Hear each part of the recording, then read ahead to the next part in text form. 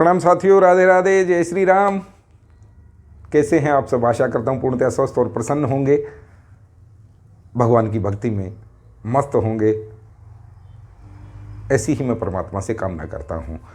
तो आज का हमारा विषय है, एक बहन ने हमारी एक प्रश्न किया है और बहुत अच्छा प्रश्न है कि आप हमेशा बोलते रहते हो, अन्य भी संत लोग बोलते रहते हैं कि कर्म प्रधान है, सत्कर्म से तुम्हें अच्छा फल मिलेगा, तुम जो अपकर्म करोगे उनका बुरा फल मिलना ही है। और श्रीमद् भागवत भी कहती है कर्म प्रधान है। तो यदि कर्म ही प्रधान है, कर्म से ही कर्म करो फल लो, कर्म करो फल लो, तो फिर भक्ति क्यों? भक्ति क्यों करें? काहे को टाइम वेस्ट करना है? कर्म करने हैं, जैसा कर्म करेंगे वैसा फल मिलेगा। हाँ, निश्चित मिलेगा। लेकिन मेरी बहन, आपका प्रश्न बहुत उत्तम है और बहुत लोगों के मन में ये विचार भी आता होगा कि जब सब होना ही कर्म से है तो भक्ति क्यों, टाइम वेस्ट क्यों? तो इसका जवाब मैं आपको आज जरूर दूंगा, जैसा भी छोटी बुद्धि से दे पाऊँ, आपकी समझ में आ पाए। मुझे कमेंट करके जरूर बताना। कर्म और भक्ति, इनका कनेक्शन क्या है? आप कर्म करेंगे, आपको फल मिलेगा, निश्चित मिलेगा। लेकिन भक्ति से क्या होगा और भक्ति क्या है? मैं हमेशा कहता हूं, भक्ति सिर्फ तपस्वी हो जाना नहीं है। आप परिवार में रहकर अपने धर्म का पालन करते हुए, अपने कर्तव्यों का पालन करते हुए भक्ति कर सकते हैं। ये सबसे बड़ा मार्ग है। भक्ति अब क्या है? देखिए, आप कर्म करते हैं, कोई भी आप कर्म करते हैं, जैसे वाणी से बोलते हैं, मैं बोल रहा हूँ, आँखों से हम देखते हैं, कानों से सुनते हैं, हाथों से कर्म करते हैं, काम करते हैं, कुछ भी चलने का काम पाँव से करते हैं, अथवा अन्य कर्म भी पैरों से होते हैं, कुछ मशीनरी ऑपरेट भी होती है, बहुत सारे कर्म हैं। लेकिन ये सारे कर्म जो हम कर रहे हैं, अच्छे कर रहे हैं अथवा बुरे कर रहे हैं, ये सब बाह्यमुखी हैं। ध्यान देना, बाहर हो रहे हैं, इस संसार में हो रहे हैं, है ना, बाह्यमुखी हैं। भक्ति अंतर्मुखी है। अब आप कहेंगे उससे क्या फर्क क्या पड़ना है? कर्म तो बाहर से ही करेंगे ना, कर्म तो बाहर से ही करेंगे, तभी तो कर्मों का फल मिलेगा। भाई, हम काम करेंगे हाथों से पैरों से, तभी तो हमें जीवन यापन होगा, फल मिलेगा, चाहे वो कैश और काइंड किसी भी तरीके से कर्म करेंगे तो फल मिलेगा। लेकिन भक्ति, अब आप एक नक्शा अपने दिमाग में बनाइए। आपको मकान बनाना है, मकान बनाना है, प्लॉट आपके पास है, तो आप क्या करेंगे? मकान बना देंगे।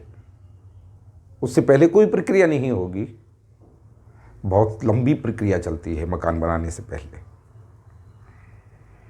सबसे पहले आप एक मकान बनाने का सपना देखेंगे, मुझे एक मकान बनाना है। कैसा मकान बनाना है? कितने कमरे होंगे, कहाँ कहाँ बाथरूम होंगे, कितने बाथरूम होंगे, कहाँ रसोई होगी, एक नक्शा दिमाग में बनता है ना। वो नक्शा बाहर नहीं बन रहा है, पेपर पे नहीं आया है। हो सकता है आर्किटेक्ट से आप बाद में बनवाएं, लेकिन अपनी इच्छा तो उसे बताएंगे ना कि मैं ऐसा बनवाना चाहता हूँ। अभी वो नक्शा बाहर नहीं आया है, वो अंदर है, अंतर्मुखी है। आपने सपना देखा मेरा मकान बने, फिर आपने एक खाका तैयार किया कैसा मेरा मकान बने। उसके बाद आप बजट के विषय में सोचेंगे, वो भी अंदर ही सोचेंगे, बाहर नहीं। चिल्ला चिल्ला के लोगों से नहीं पूछेंगे भैया तू कितना देगा तो मैं मकान बना लूँ, नहीं, अंदर से। ये जो अंदर का काम है ना, ये चेतना का है। और चेतना की खुराक है भक्ति। चेतना की खुराक है भक्ति।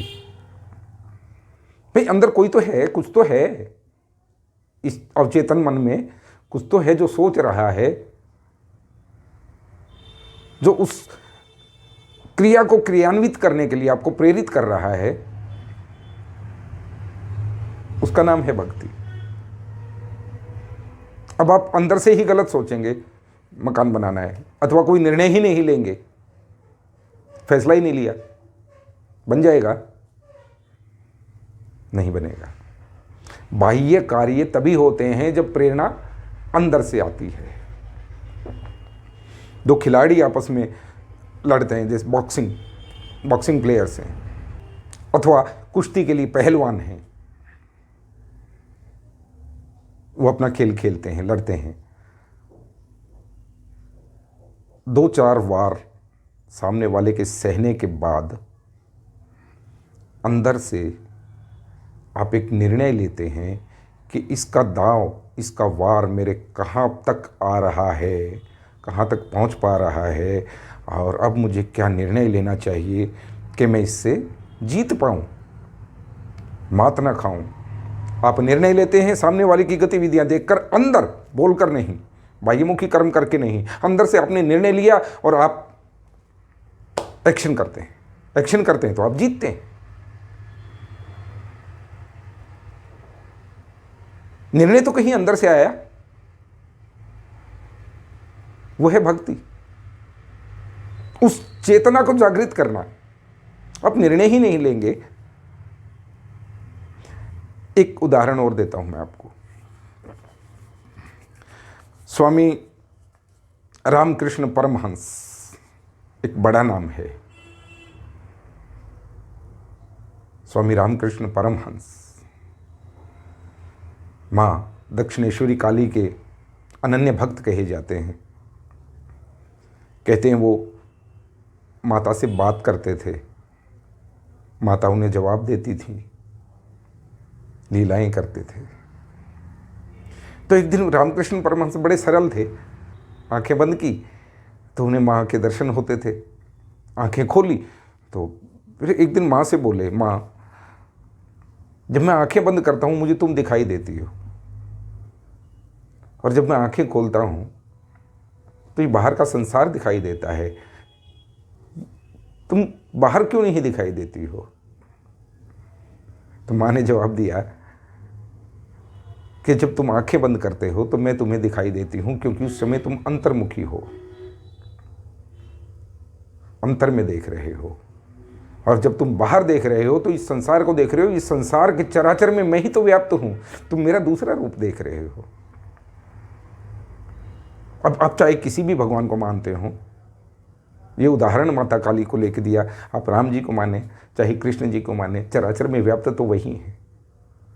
जब आंखें बंद करते हैं तो उनका दर्शन पाते हैं, जब आंखें खोलते हैं तो उनके दूसरे स्वरूप यानी इस संसार का हम दर्शन पाते हैं। ऐसे ही एक बार स्वामी रामकृष्ण परमहंस ने अपने शिष्यों को, सभी शिष्यों को आदेश दिया कि कल अपने अपने घर से एक एक मुट्ठी चावल लेके आना है, लेकिन ध्यान रहे कोई देखे ना, कोई देखे नहीं। सभी शिष्य अपने अपने घर से एक एक मुट्ठी चावल लेके आए। उनके एक परम शिष्य हुए, आप जानते हैं, नरेंद्र, जो बाद में स्वामी विवेकानंद हुए। नरेंद्र चावल लेके नहीं आए। रामकृष्ण परमहंस ने पूछा, नरेंद्र तुम क्यों नहीं लाए?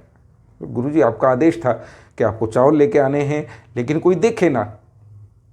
मैं ला सकता था, चावल भी थे, अवसर भी था, लेकिन आप ही एक बात हमेशा कहते हो कि माँ हर समय तुम्हें देख रही है, अथवा भगवान तुम्हें देख रहे हैं। तो जब भगवान देख रहे हैं, आपने तो कहा था कि कोई देखे ना, इसलिए मैं नहीं ला पाया, और यदि लाता फिर भी मैं लाता तो वो चोरी होती, और आपके आदेश की अवहेलना से भी बड़ा पाप मुझसे चोरी हो जाता। चोरी ज़्यादा बड़ा पाप था, इसलिए मैं नहीं लाया।